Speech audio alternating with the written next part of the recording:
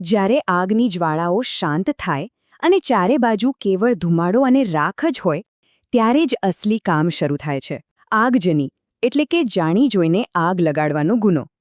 એ ઉકેલવા માટેના સૌથી અઘરા કેસોમાંનો એક છે. તો ચાલો આજના આ વિશ્લેષણમાં આપણે એ જ જોઈએ કે ફોરેન્સિક સાયન્સ કેવી રીતે રાખના ઢગલામાંથી પણ સત્યને શોધી કાઢે છે. ઓકે, તો આખી વાતને બરાબર સમજવા માટે આપણે આ 5 મુખ્ય મુદ્દા ઉપર નજર કરીશું. સૌથી પહેલા, આગ પાછળનું વિજ્ઞાન શું છે? પછી, કોઈ ઘટના અકસ્માત છે કે આગજની એ કેવી રીતે નક્કી થાય? ત્રીજું, તપાસની આખી પ્રોસેસ કેવી હોય છે? ચોથું, કેમિકલ એટલે કે રાસાયણિક પુરાવા કેવી રીતે શોધાય છે? અને છેલ્લે, આ બધું મળીને વિજ્ઞાન કેવી રીતે સાચી હકીકત સામે લાવે છે? કોઈ પણ તપાસ કરનાર માટે સૌથી પહેલું અને સૌથી જરૂરી પગલું છે ખુદ આગને સમજવું. કારણ કે સિમ્પલ વાત છે, જો કોઈ આગ લગાડનારને પકડવો હોય તો આગ પોતે કેવી રીતે વર્તે છે એ સમજવું પડે. તો મૂળ સવાલ એ છે કે આગ ખરેખર છે શું? શું એ કોઈ જાદુઈ કે રહસ્યમય શક્તિ છે? ના, બિલકુલ નહીં. એ એકદમ ચોક્કસ અને સમજી શકાય એવી વૈજ્ઞાનિક પ્રક્રિયા છે. વિજ્ઞાનની ભાષામાં કહીએ તો એને દહન એટલે કે કમ્બશન કહેવાય છે. મતલબ કે બળતણ, ઓક્સિજન અને ગરમી, આ 3 વસ્તુનું મિશ્રણ. બસ આટલું સિમ્પલ સમીકરણ જ દરેક આગના કેસના મૂળમાં હોય છે. અને તપાસ કરનારનું કામ બસ એટલું જ શોધવાનું છે કે આ સમીકરણ જાણી જોઈને કોઈએ બનાવ્યું હતું કે પછી અકસ્માતે બની ગયું. અને અહીંથી જ આખી તપાસનો સૌથી રસપ્રદ ભાગ શરૂ થાય છે.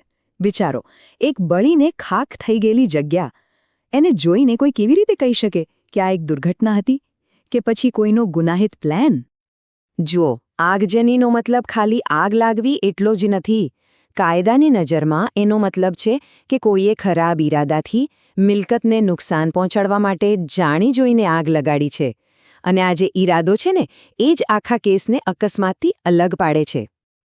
એટલે એક બાજુ છે બેદરકારી અથવા કોઈ ટેકનિકલ ફોલ્ટ, જેમાં કોઈનો ઈરાદો ખરાબ નહોતો, અને બીજી બાજુ છે જાણી જોઈને કોઈની પ્રોપર્ટીને બાળી નાખવાનો ગુનો. આ બંને વચ્ચેની જે ભેદરેખા છે ને, એ ઘણીવાર બહુ જ પાતળી હોય છે, અને એને સ્પષ્ટ કરવાનું કામ ફોરેન્સિક પુરાવા જ કરી શકે છે. તો સવાલ એ છે કે તપાસ કરનારા આ પાતળી ભેદરેખાને ઓળખે છે કેવી રીતે? વેલ, એના માટે તેઓ ઘટના સ્થળ પર એકદમ ચોક્કસ સ્ટેપ બાય સ્ટેપ વૈજ્ઞાનિક પદ્ધતિનો ઉપયોગ કરે છે. આ કોઈ રેન્ડમ તપાસ નથી હોતી. આ તો એક સાયન્ટિફિક મિશન જેવું છે. સૌથી પહેલું કામ સીનને સિક્યોર કરવો, જેથી કોઈ પુરાવા સાથે ચેડા ન થાય. પછી બીજું સ્ટેપ, દરેક નાની મોટી વસ્તુનું બારીકાઈથી ડોક્યુમેન્ટેશન કરવું. ત્રીજું, જે પણ શંકાસ્પદ લાગે એના સેમ્પલ્સ કલેક્ટ કરવા. અને છેલ્લું અને ચોથું સ્ટેપ, આ બધાનું લેબમાં એનાલિસિસ કરવું અને સાચી હકીકત શું છે એ શોધવું.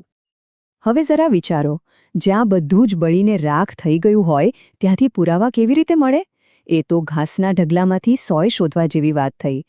પણ એક મજાની વાત એ છે કે આગ ગમે તેટલી વિનાશક કેમ ન હોય, એ હંમેશા પોતાની પાછળ કંઈક ને કંઈક નિશાનીઓ છોડીને જ જાય છે. અને તપાસ કરનારાઓનું કામ બસ આ જ નિશાનીઓને ઓળખવાનું છે. તેઓ શું જોવે છે? તેઓ આગ ફેલાવાની પેટર્ન જોવે છે. શું આગ કોઈ એક જગ્યાએ વધુ ઝડપથી અને ગરમીથી સળગી? શું ત્યાં એવા કોઈ કેમિકલના નિશાન છે જે આગને ભડકાવવામાં મદદ કરે, જેને આપણે એક્સિલરન્સ કહીએ છીએ? આ દરેક સંકેત એ પોતાની એક અલગ જ કહાણી કહેતો હોય છે. મૂળભૂત રીતે પુરાવા 2 પ્રકારના હોય છે. પહેલા છે ભૌતિક પુરાવા, એટલે કે જે આપણે જોઈ શકીએ છીએ, જેમ કે માચિસની ખાલી ડબ્બી, પેટ્રોલનો કેન કે આગ લગાડવા માટે વપરાયેલું બીજું કોઈ સાધન. અને બીજા છે રાસાયણિક પુરાવા. આ એવા પુરાવા છે જે દેખાતા નથી પણ રાખના કણોમાં છુપાયેલા હોય છે, જેમ કે પેટ્રોલ કે કેરોસીનના નાનામાં નાના અંશ. અને હવે આવે છે આખી તપાસનો સૌથી ક્રિટિકલ, સૌથી મહત્વનો તબક્કો. ઘટના સ્થળેથી જે કંઈ પણ સેમ્પલ્સ મળ્યા છે એ બધા પહોંચે છે ફોરેન્સિક લેબમાં. અને અહીંયા જ વિજ્ઞાન પોતાનું અસલી કામ શરૂ કરે છે. એવું કામ જે કોર્ટરૂમમાં આખા કેસની દિશા બદલી શકે છે. આ સ્ટેજ પર કેમિસ્ટ્રી એટલે કે રસાયણશાસ્ત્ર પોતે જ એક ડિટેક્ટિવ બની જાય છે. લેબમાં એકદમ હાઈટેક મશીનોનો ઉપયોગ કરીને રાખના દરેક કણનું એનાલિસિસ કરવામાં આવે છે. જો ફોરેન્સિક એક્સપર્ટ્સને ખબર હોય છે કે જ્યારે કોઈ સામાન્ય વસ્તુ સળગે, જેમ કે લાકડું કે કાપડ, તો એ કેવા કેમિકલ પાછળ છોડે છે. પણ જો સેમ્પલ્સમાં પેટ્રોલ, કેરોસીન કે એવા કોઈ બીજા એક્સેલરન્ટના કેમિકલ ફિંગરપ્રિન્ટ મળી આવે, એવા કેમિકલ્સ જે ત્યાં હોવા જ ન જોઈએ, તો બસ એ આગજનીનો સૌથી પાક્કો પુરાવો બની જાય છે. એટલે કે વિજ્ઞાન એવા રહસ્યોને પણ ખોલી શકે છે જેને આગ જેવી ભયંકર તાકાત પણ છુપાવી નથી શકતી. આ બતાવે છે કે જ્યારે બધું જ બળીને રાખ થઈ જાય છે, ત્યારે પણ સત્ય ક્યાંક ને ક્યાંક કેમિકલ સિગ્નેચરના રૂપમાં જીવતું જ રહે છે. બસ એને વાંચવા અને સમજવાવાળી નજર હોવી જોઈએ.